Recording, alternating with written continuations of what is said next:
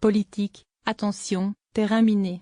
Le Premier ministre a accusé réception ce mercredi 13 décembre du rapport des médiateurs sur le projet très controversé d'aéroport de Notre-Dame-des-Landes, alors que le président Emmanuel Macron a fait savoir que l'exécutif trancherait avant la fin du mois de janvier 2018 cette question douloureuse qui hante les gouvernements depuis un quinquennat. Édouard Philippe s'est lui échiné à ne surtout pas donner d'indices sur la position de l'exécutif. Marchant sur des œufs, le chef du gouvernement a refusé de poser les termes du débat sur le principe Notre-Dame-des-Landes ou rien.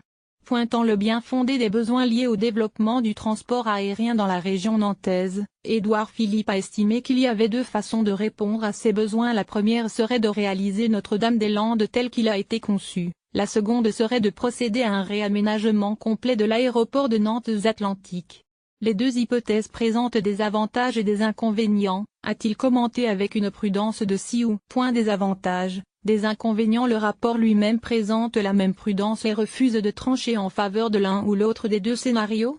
Les différentes analyses de la médiation confirment l'absence de solution parfaite. Chaque option apparaissant marquée par au moins un handicap significatif sur un critère particulier, l'environnement et l'étalement urbain pour le projet de Notre-Dame-des-Landes, les nuisances sonores significatives pour l'aménagement de Nantes-Atlantique, soulignent dans leur rapport les experts nommés par le gouvernement pour l'aider à décider de la suite ou non du projet controversé. Tout en promettant une décision claire, assumée par le gouvernement, pour répondre aux besoins identifiés et notamment garantir le retour à la normale de l'ordre public. Le Premier ministre a clairement laissé entendre que la décision du président de la République n'était pas arrêtée. Les ministres de l'Environnement Nicolas Hulot et des Transports Elisabeth Borne rencontreront les élus pour débattre du rapport et des vérifications techniques seront apportées avant toute prise de décision.